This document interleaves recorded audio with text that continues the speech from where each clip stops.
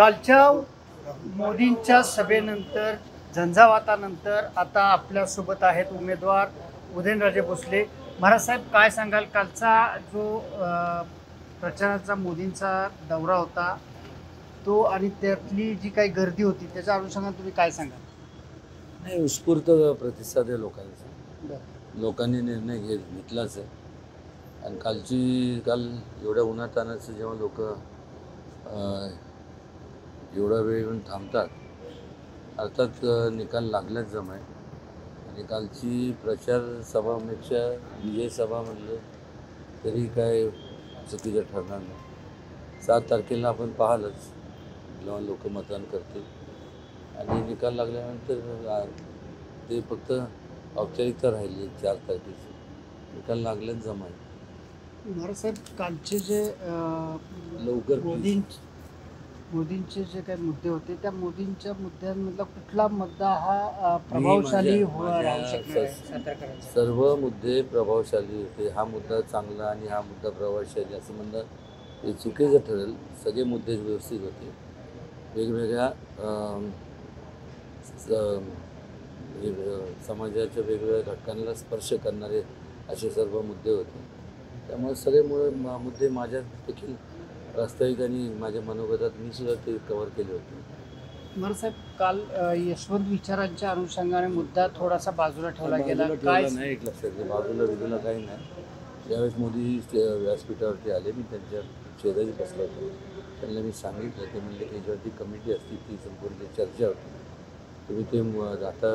आणि वेळ लिमिटेड होतं. मला सुद्धा 5 मिनटंच वेळ होता, कारण त्यांच्या बाकीच्या ठिकाणी flight time, no flying zone जे असतं त्यांचं, ते काटेकोरपणे त्याचं पालन करावं लागतं. त्यामुळं त्यांना मी ज्यावेळेस सगळ्यांना त्यांनी अभिवादन केलं, म्हणजे नमस्कार केला आणि आम्ही बसलो, त्यावेळेस मी हा मुद्दा त्यांना सांगितला.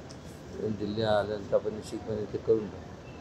छत्रपतींबद्दलचा जो उल्लेख आहे तो मतांमध्ये कशा पद्धतीने परिवर्तन होईल असं एकंदरीत वाटतं? छत्रपतींबद्दल तर सगळ्यांचा आदर आहेच. शिवाजी महाराजांचं म्हणतो. आणि मतांचं जे काय म्हणाल, मतांमध्ये कशा पद्धतीनं परिवर्तन होताना परिवर्तन होणारच नाही. मी लोकशाहीत राहतो. मला समोरच्या कोणी जे असेल, तुमच्यापेक्षा मी स्वतःला काय वेगळं समजत नाही. उदयनराजेंनी काम केलं. उदयनराजेंनी कधी भ्रष्टाचार केला नाही. उदयनराजेंनी योग्य त्या दिशेने वाटचाल केली. आता कोणी कुठली वाटचाल केली, त्यांनी कोणी शिष्टाचार पाळला आणि कोणी भ्रष्टाचार केला हे तर लोक ठरवतील. कालच्या सभेला मुख्यमंत्री, उपमुख्यमंत्री यांच्या अनुपस्थितीत तुम्हाला थोडंसं काय हे वाटलं? 4-5 दिवस राहिले, आलं का लक्षात? आणि मुख्यमंत्री उपमुख्यमंत्री येऊन काय करणार मला सांगा. आता वेळ थोडा आहे, त्यांना स्वयंसभा घ्यायचं. आता मोदीजींचं वेळ आणि त्यात 2-2 मिनटं करता येते. त्यापेक्षा आम्ही त्यांना वेगळी वेळ मागून घेतली. देवेंद्रजी फडणवीस 4 तारखेला संध्याकाळी आम्ही त्यांना 3 वेळ मागितले. म्हणजे 12ला वाई, 3ला नाही, सॉरी 3. अरे विनीत, काय बोला ना त्याला.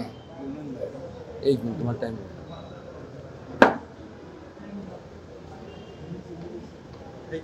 अरे ये ना विनीत, थांबत जा ना तू. AC मध्ये बसवलं झालं का? Forget the phone and all that. ते 4 तारखेचं टायमिंग काय? वाईला किती वाजता? सकाळी पाटणला सकाळी 11 पाटण, 3 वाजता आणि 6 वाजता सातारा सैनिक स्कूल ग्राउंड.